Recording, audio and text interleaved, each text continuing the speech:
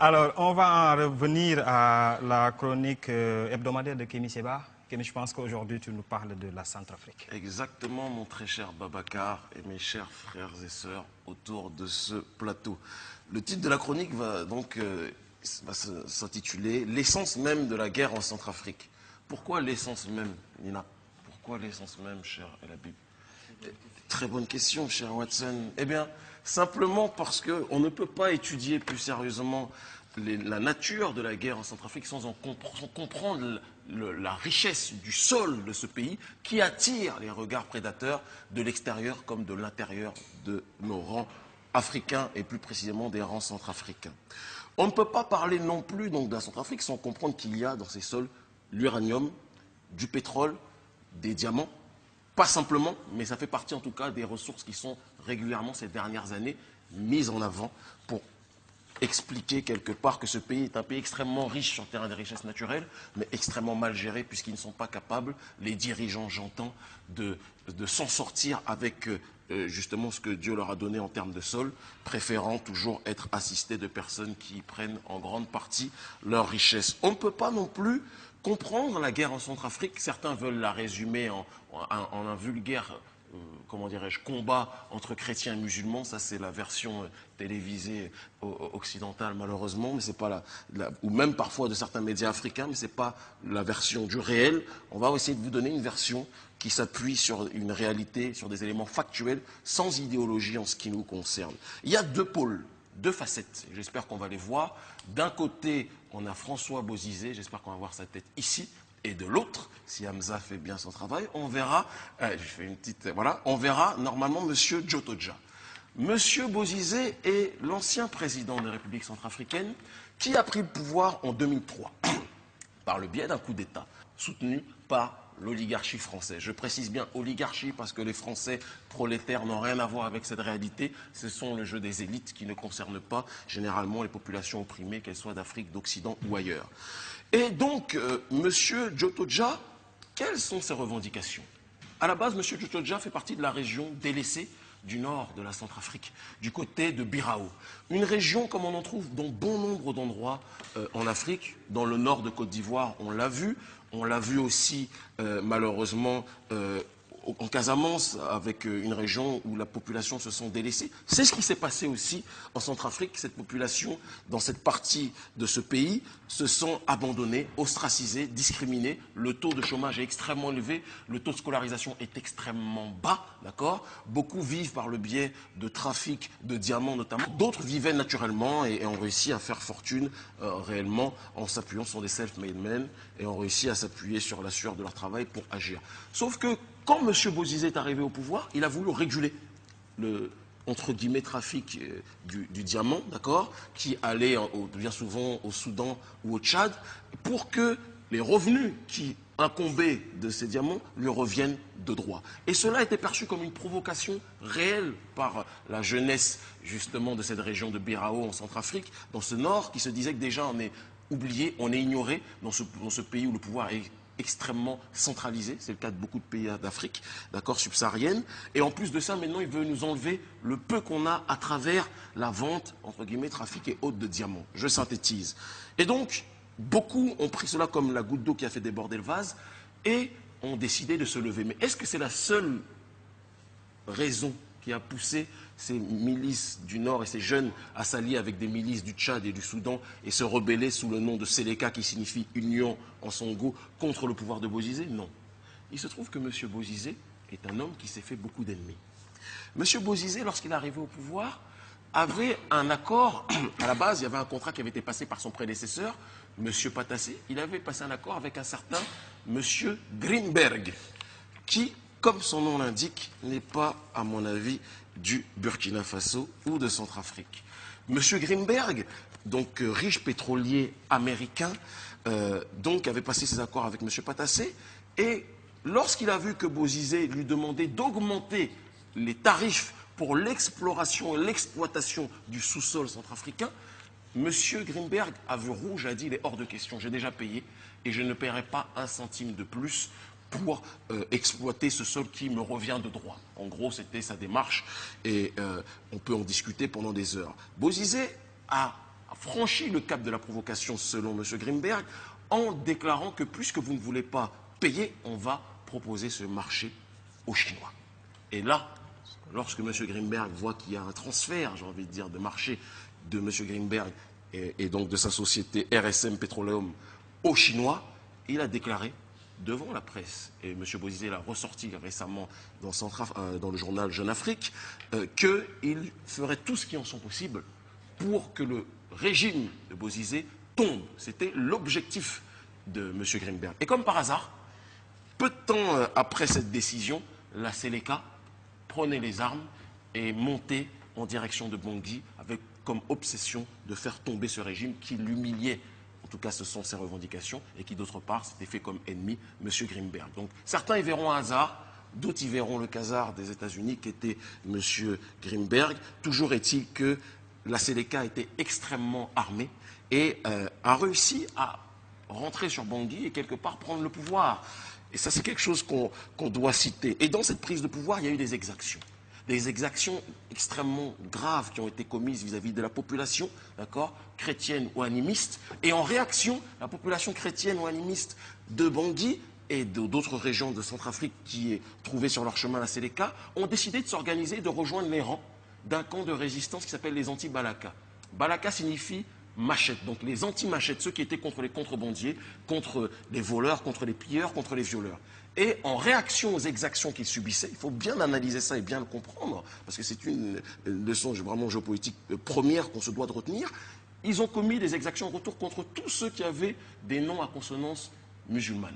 Donc on s'est trouvé avec des personnes qui subissaient des exactions de bandits qui ne sont pas représentatifs des musulmans d'un côté, en l'occurrence les gens de la Séléka, et de l'autre des réactions en retour de chrétiens qui ont agressé toute personne qui avait des noms à consonance musulmane, excusez-moi, en retour qui n'agissait pas selon le dogme chrétien non plus, d'accord?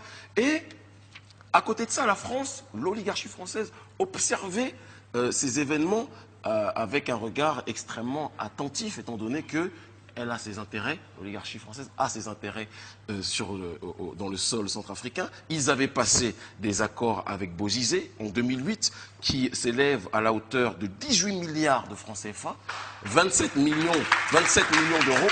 Je suis sûr que EcoFund aurait bien besoin de serait-ce que de quelques milliers de ces fonds largement alloués à Areva, d'accord, l'éternelle puissance nucléaire coloniale, qui décidait de protéger Bozizé tant que ses intérêts étaient présents. Sauf que Bozizé a été dans une petite démarche de provocation. C'est un petit peu l'ancienne marionnette france-africaine qui a décidé d'agir de manière désormais libre, un peu comme Pinocchio.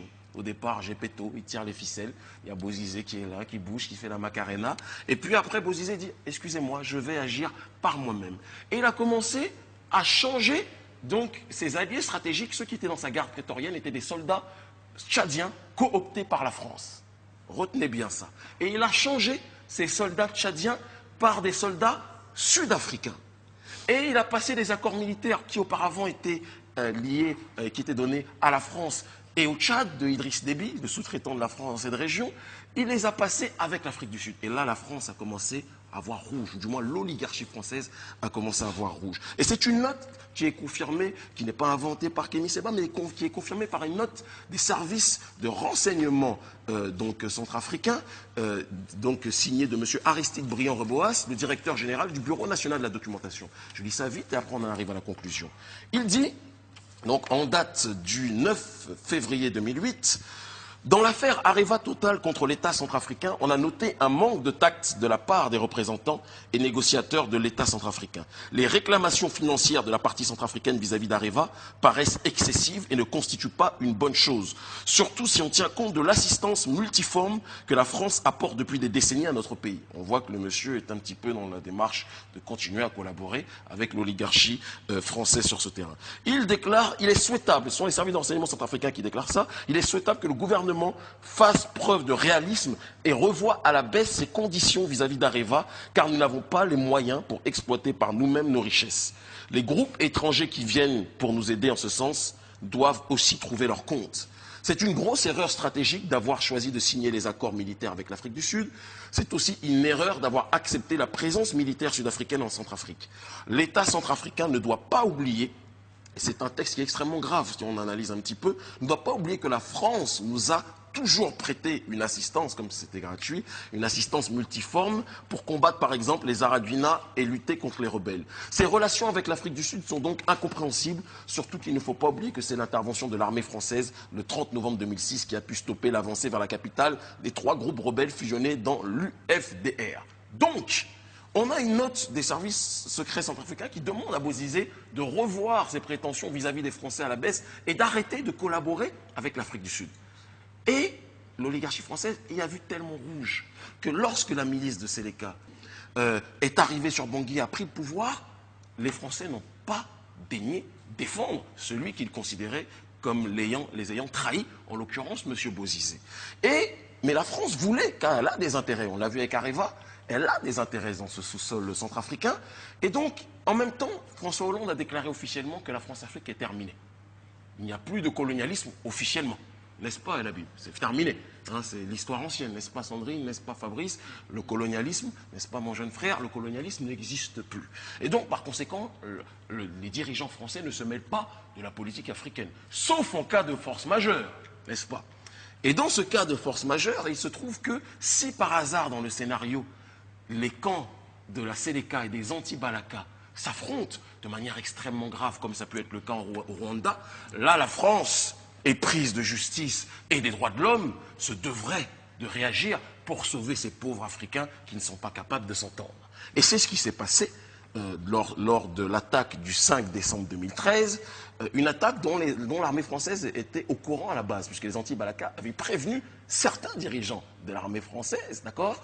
Et ça, ce n'est pas Kémy Séba qui l'invente, c'est Cameroun Info Voice qui rappelle ces événements, avait été mise au courant de cette réalité. Et donc, dans le même temps, la France a prévenu la CDK de l'attaque des anti-Balaka, de telle sorte que chacun soit lourdement armé et qu'on rentre dans ce bain de sang.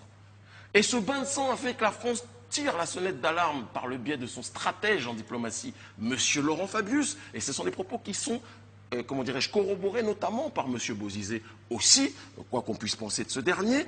Laurent Fabius déclare donc à l'ONU, on se doit d'intervenir. On ne peut pas laisser ces Centrafricains s'entre-déchirer de cette façon. Et donc, il appelle de ses voeux à la mise en place rapide de forces africaines de la FOMAC, devenue par la suite la MISCA, M-I-S-C-A, j'espère qu'on verra le logo ici, d'accord? Et la France, sous le nom de l'opération Sangaris, se devait, à travers ses soldats, d'être uniquement une force qui assiste des forces africaines. Mais en réalité, comme on le voit aujourd'hui, en occupant un certain nombre de points et d'endroits stratégiques, et j'en ai terminé dans ce pays, dans la Centrafrique, en ayant repris l'aéroport, le contrôle de l'aéroport notamment, etc., on se rend compte que la France, bien qu'elle déclare officiellement ne plus être dans une démarche de Centrafrique, a plus que jamais, lorsqu'elle a des intérêts, la volonté, d'accord, de s'installer et de gérer les choses comme c'était le cas auparavant. Seule la facette a changé, mais la pièce de théâtre, malheureusement, reste la même. Et il y a une leçon à en tirer.